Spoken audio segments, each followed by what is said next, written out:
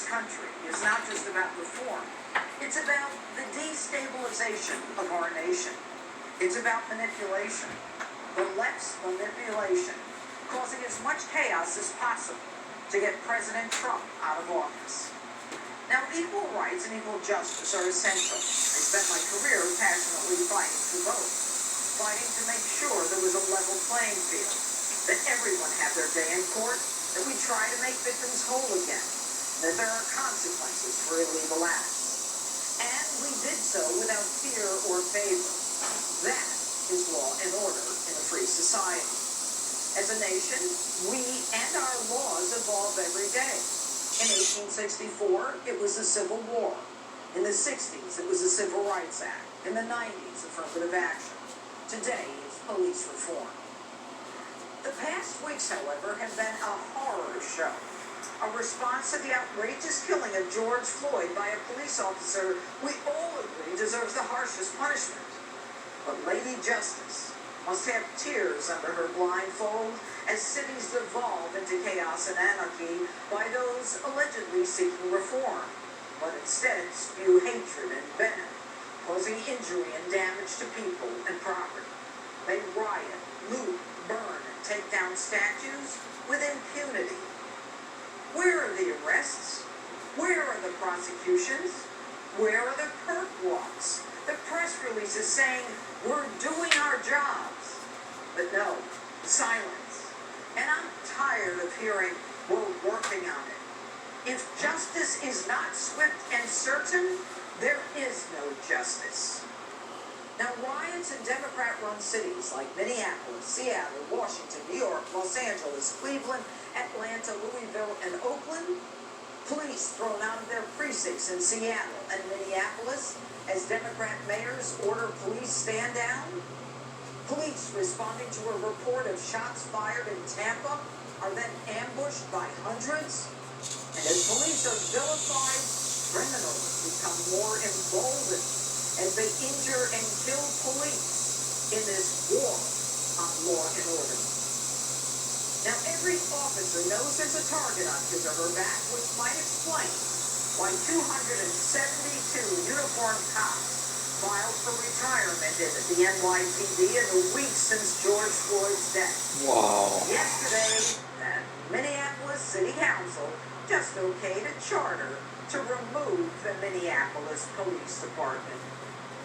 Now, once these leftists occupy and take over neighborhoods, they demand and then receive food and water from compliant Democrats.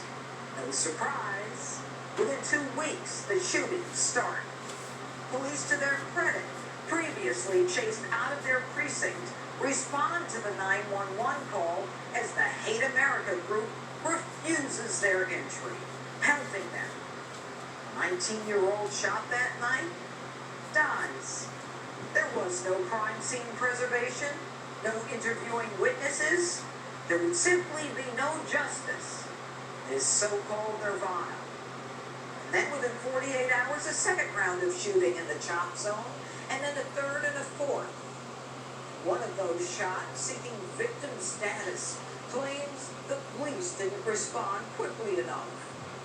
Seattle police then release a 5-minute video showing police and emergency responders being prevented by a violent crowd from getting to that victim. And now, Schizo, Summer of Love, Seattle Mayor Jenny Durkin asked the occupants to leave. The squatters, of course, refuse and threaten business owners with retaliation if they paint over their graffiti. Capitol Hill businesses and residents are now suing over the handling of Chop Zone, claiming that she and the city effectively authorized the actions of these anarchists. And this woman is so tone deaf to the damage she facilitated that she started her re-elect 2021 mayoral campaign early. Whoa. So who are these people who claim to be about eliminating racism, yet tear down statues of Ulysses Grant, who galvanized the Union Army to defeat the Confederacy, who destroyed the monument of an abolitionist in Boston, paid for by the first all-black regiment who fought in the Civil War? They Abraham Lincoln and the Emancipation Monuments. Even the black entertainment television founder Robert Johnson is slamming protesters for toppling even Confederate statues, calling these protesters, quote, borderline anarchists.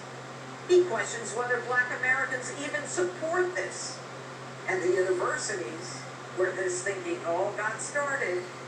Today, Princeton University announced it will remove President Woodrow Wilson's name from campus, citing his racist thinking.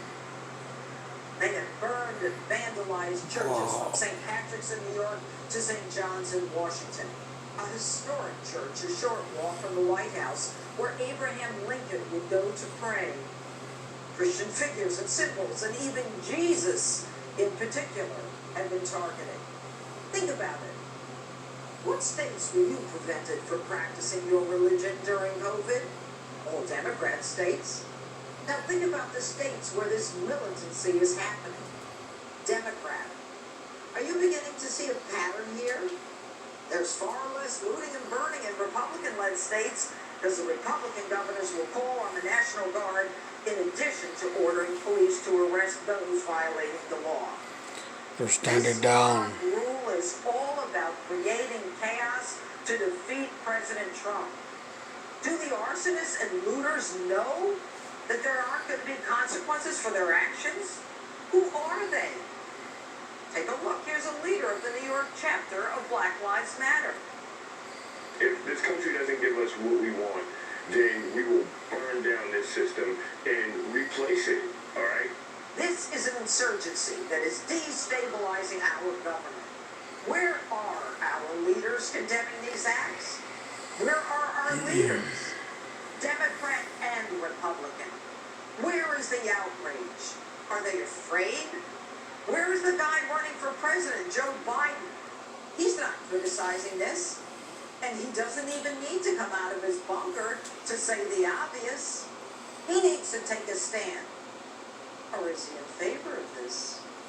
Is he in favor of this unruly lawlessness? Of course he's in favor. And where is Nancy Pelosi? Her only thought? She's in favor too. Republicans for the death of George Floyd. And where is Hillary Clinton? She hasn't stopped yapping since she lost the election. She's in the And where's woods. the chorus of people we elected, the people we campaigned for, gave money to, believed in, to stand up for our law and order? One leader, though, we have heard from is Barack Obama. Take a listen. There is a great awakening going on around the country. So, that's what you call it? The anti-cop Kidding me. sentiment and rage has caused police deaths and over 1,000 injured across the country. It's Great frightening. awakening my Shootings ass. in Chicago in one weekend, prompting a letter from President Trump to Governor Pritzker and Mayor Lightfoot calling on them to protect victims. These Democrats are at best hands-off and at worst encouraging the lawlessness. They encourage it. 4 people shot, Obama always 14 encouraged killed, it. including a 3-year-old last weekend. This lawlessness creates an atmosphere of anarchy that itself invites actions. Like a homeless man sleeping on a sidewalk, set on fire by firecrackers by a couple of thugs. Where a man is shot in cold blood in New York City simply wiping down his car. Where a white employee in Macy's is beat down by a black man in the store with no one coming to help. Now, no surprise, gun and ammunition sales are now through the roof. The combination of the coronavirus lockdown and the daily shock of repeated lawlessness has people on edge. They feel helpless and alone, afraid. And with crime statistics increasing, gun purchases rising, police reluctant to or told not to respond, including 911 calls that may yield no response, there is destined to be trouble. I don't know when reform will happen because the Democrats refuse to work with one African-American Republican senator. Why? You figure it out. They don't care about reform. They want chaos. It's a great political issue for them in November. So we must put an end to this anarchy. The National Guard needs to be federalized to keep peace where Democrats are refusing to do so. We need to start supporting law enforcement or deal with the increase in gun ownership and the problems that will inevitably arise from people trying to defend themselves. Now, I believe most Americans, if they have a gun, don't want to have to use it.